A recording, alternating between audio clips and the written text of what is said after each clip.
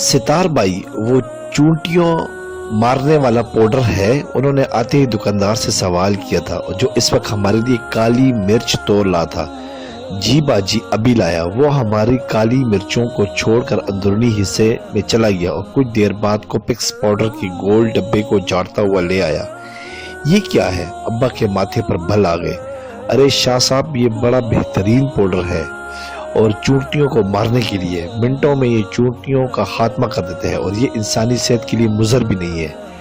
میں تو اپنی پوری دکان میں یہی استعمال کرتا ہوں۔ ابا کے استفسار پر ستار بھائی کی آنکھوں میں پاؤڈر والوں کا کمیشن لہرانے لگا۔ ہاں وہ تو ٹھیک ہے، مگر چونٹیوں کو کون مارتا ہے بھلا؟ آخر وہ کس کا کیا بگاڑتی ہیں؟ ابا نے حیرانی سے خاتون کی جناب دیکھتے ہوئے سوال کیا۔ تو کیا کروں انکل، میں تو پریشان ہو گئی ہوں ان چونٹیوں سے، بچوں والا گھر ہے میرا۔ شوہر سے کہا تو انہوں نے بھی جھاڑ پھیلا دی۔ کہنے لگے امی کی زندگی میں تو کبھی ہمیں چونٹیوں نے پریشان نہیں کیا، کیونکہ وہ گھر کو بالکل صاف رکھا کرتی تھی۔ اب آپ ہی بتائیں، آپ کو کیا لگتا ہے، کیا میں گھر کی صفائی نہیں کرتی ہوں گی؟ کیا میں آپ کو ایسی پھوڑ دکھائی دیتی ہوں؟ خاتون نے نہ صرف اپنا دکھڑا رونا شروع کر دیا بلکہ ابا سے سوالات بھی کرنا شروع کر دیے، اور ابا جو ان سوالات کے لیے بالکل تیار نہ تھے ایک دم پریشان ہو گئے۔ نہیں بیٹا، میں تو بس یہ کہہ رہا ہوں کہ چونٹیوں سے نجات کے لیے تم ایک مٹھی آٹا ڈال دیا کرو، یہ بیچاری ننھی مخلوق تو صرف رزق کے لیے باہر آتی ہیں اور بس۔ ابا کے لہجے میں زمانے بھر کی شفقت دے کر خاتون نے غیر محسوس انداز میں روپٹا سر پر لے لیا۔ جی جی انکل، مگر کیا اس سے چونٹیوں سے چھٹکارا مل جائے گا؟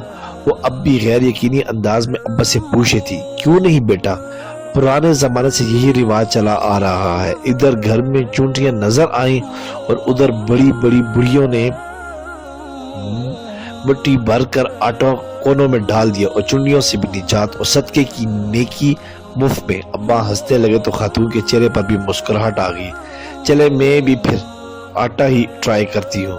وہ کچھ سوچتے ہوئے کوپکس پاؤڈر وہی کاؤنٹر پر رکھ کر واپسی کے لیے مڑ گئی، اور ستار بھائی نے ابا کو خشمگین ناراضگی والی نگاہوں سے دیکھتے ہوئے کالی مرچوں کا تولنا شروع کر دیا۔ ابا، تم نے ستار بھائی کی دکانداری خراب کر دی۔ واپسی پر میں نے ابا سے ہنستے ہوئے کہا، نہیں بیٹا، یہ بات نہیں، ہمارے گھروں سے برکتیں اس لیے اٹھ گئی ہیں کہ لوگ اللہ کی مخلوق کا خیال رکھنا بھول گئے ہیں۔ پہلے کسی گھر کے سامنے کتا بھی آ کر بیٹھ جاتا تو گھر کی خواتین اس کے سامنے بھی کچھ نہ کچھ بچہ کچا سالن روٹی رکھ دیا کرتی تھی، مگر اب ایسا نہیں ہوتا، کیونکہ اب وہ روٹیاں بھی گن کر پکائی جاتی ہیں۔ برکتیں کہاں سے آئیں گی؟ پھر اس قوم پر بم نہیں گریں گے، زلزلہ نہیں آئے گا، سیلاب نہیں آئیں گے تو اور کیا ہوگا؟ ابا نے تعصب کے اظہار کے ساتھ ساتھ مجھے اساس دل کی گرز سمجھانے کی کوشش بھی کر رہے تھے۔ عرصہ گزر گیا، میں بھی اس واقعے کو بھول گیا۔ پھر ایک دن بڑے بھائی کے ہاں جانا ہوا۔ ابھی ڈور بیل بجانے ہی لگا تھا کہ چڑیوں کا جھنڈ کے اڑنے کی زوردار آوازیں کانوں میں پڑی۔ چونک کر اوپر دیکھا تو پتہ چلا کہ مین گیٹ کے دونوں جانب مٹی کے کونڈے رکھے تھے، اور ان کونڈوں سے چند لمحے قبل یقیناً وہ چڑیاں دانا چک رہی تھی، اور اب میری آمد سے ڈر کر انہوں نے اڑان بھری تھی۔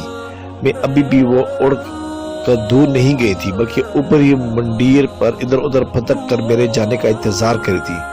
بھتیجی نے دروازہ کھولا تو میں اندر داخل ہوا۔ یہ کیا، اتنی ساری چڑیاں؟ میں نے سلام کے بعد خوشگوار حیرت سے بھابھی سے پوچھا، جو کہ کچن کی کھڑکی سے کھانا پکاتے ہوئے مجھے دیکھ کر مسکرا رہی تھی۔ تمہارے بھائی جان نے رکھے ہیں یہ کونڈے لا کر چڑیوں کے دانے کے لیے۔ وہ معنی خیز انداز میں بڑی بھتیجی کو دیکھ کر مسکرائی تو مجھے عجیب سا محسوس ہوا۔ شام کو بھائی جان آئے، مجھ سے رہا نہ گیا۔ بھائی جان، یہ چڑیوں کے لیے دانہ رکھنے کی کوئی خاص وجہ ہے کیا؟ نہیں، بس ایسے ہی اچھا ہوتا ہے، صدقہ دیتے رہنا چاہیے، بھائی جان نے آسا سمجھایا۔ یہ بہت ضروری ہوتا ہے، خصوصاً جس گھر میں بیٹیاں ہوں۔ پھر بتانے لگے کہ کسی بزرگ کے پاس ایک شخص نے آ کر بتایا کہ وہ غریب آدمی ہے اور پریشان ہے کہ اپنی جوان بیٹیوں کی شادی کس طرح کر پائے، کیونکہ غربت کی وجہ سے کوئی اس کی بیٹیوں سے شادی کرنے کو تیار نہیں۔ بزرگ نے مشورہ دیا کہ روز 200 بھوکھوں کو کھانا کھلاؤ، تمہارا مسئلہ حل ہو جائے گا۔ غریب آدمی مارے احترام کے بزرگ کو تو کچھ نہ بول پایا، البتہ استانے سے باہر آ کر زاروں قطار رونے لگا، اور پاس سے گزرتے کسی دانا نے پوچھا روتے کیوں ہو؟ غریب نے جواب دیا غربت نے پہلے ہی مار مار کا ادبواں کیا ہوا ہے، اور سرکار نے فرمایا کہ روز 200 بھوکوں کو کھانا کھلاؤ، تب بیٹیوں کی شادی ممکن ہوگی۔ دانا آدمی مسکرا کر بولا بھلے آدمی، بھوکا کیا صرف انسان ہوتا ہے؟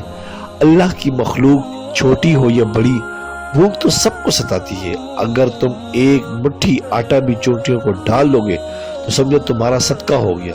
دانا آدمی تو یہ کہہ کر راہ چل دیا، اور غریب اپنی ناقص عقل پر ہنستے ہوئے اپنے گھر چلا۔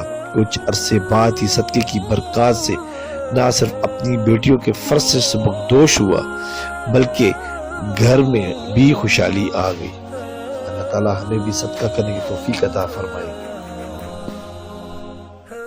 سبسکرائب کریں، لائک کریں اور بیل آئیکن پہ کلک کریں تاکہ آپ کو اس طرح ہی پیاری اچھی اسلامی ویڈیو ملتی رہے۔